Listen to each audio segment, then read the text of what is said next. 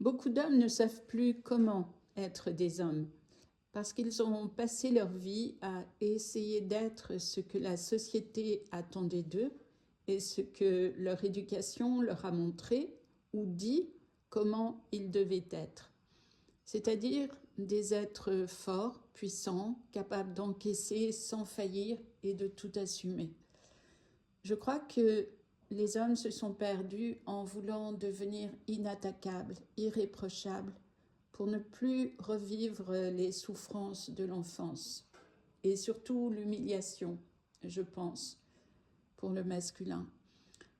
C'est exactement ça qui a fait le plus de mal aux hommes parce que la génération qui a plus de 45 ans aujourd'hui n'a reçu aucun vrai modèle. Je parle d'un modèle équilibré, sain, pour se construire et se reconnaître, pour que l'enfant puisse se voir comme un individu qui a des droits, mais aussi des devoirs, et puis des valeurs dans le cœur, qui par respect pour lui-même ne se conduit pas au mépris de toute dignité. Je parle donc d'un père capable d'accompagner son fils en lui apportant l'attention, la tendresse et une présence consciente dont l'enfant a besoin pour se construire de façon équilibrée. Parce qu'un enfant recopie forcément son modèle. L'enfant est un buvard. Rudyard Kipling a écrit « Tu seras un homme, mon fils ». Mais combien de pères en étaient capables à l'époque? Heureusement, ça a beaucoup changé aujourd'hui.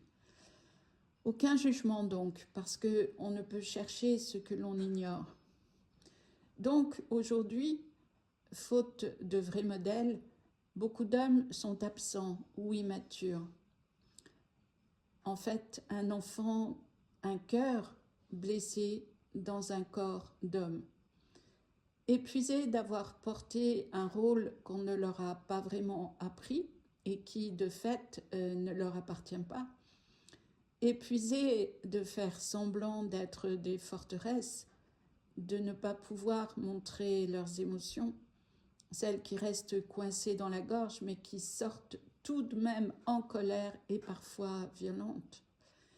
D'autant plus violentes que la souffrance, l'impuissance ou la frustration furent grandes enfants.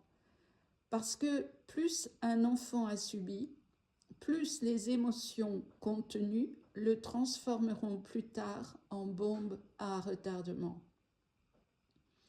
Épuisés donc d'être des hommes qui ne doivent jamais faillir, alors que la plus grande confusion se terre dans leur profondeur.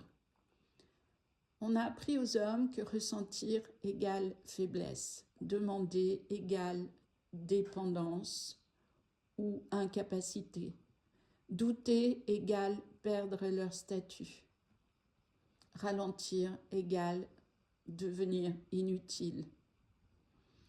Alors, faute d'avoir reçu ce bon modèle, les hommes se sont construits comme des murs. Mais un mur est figé, il ne peut pas aimer parce qu'un mur ne peut pas se sentir vivant. Un mur est dans une présence statique, silencieuse, mais un silence creux, vide de conscience. On pourrait le croire inébranlable, mais ce serait une erreur. Le vrai problème, ce n'est pas que les hommes ne savent plus être des hommes, c'est qu'ils ne savent plus comment et où être des hommes et quand être des hommes, selon ce qu'on leur a appris. Dans quel espace et avec qui, sans être jugés, catalogués, ridiculisés et parfois manipulés. Du moins, ce questionnement est pour ceux qui sont encore capables de ressentir, de réfléchir, parce que les autres se contenteront de faire sans se poser de questions. La vérité que personne n'a dite aux hommes, c'est qu'un homme n'a pas besoin d'être parfait. Il a besoin d'être présent à lui-même, présent à ce qu'il ressent, présent à ce qu'il veut vraiment en osant le nommer.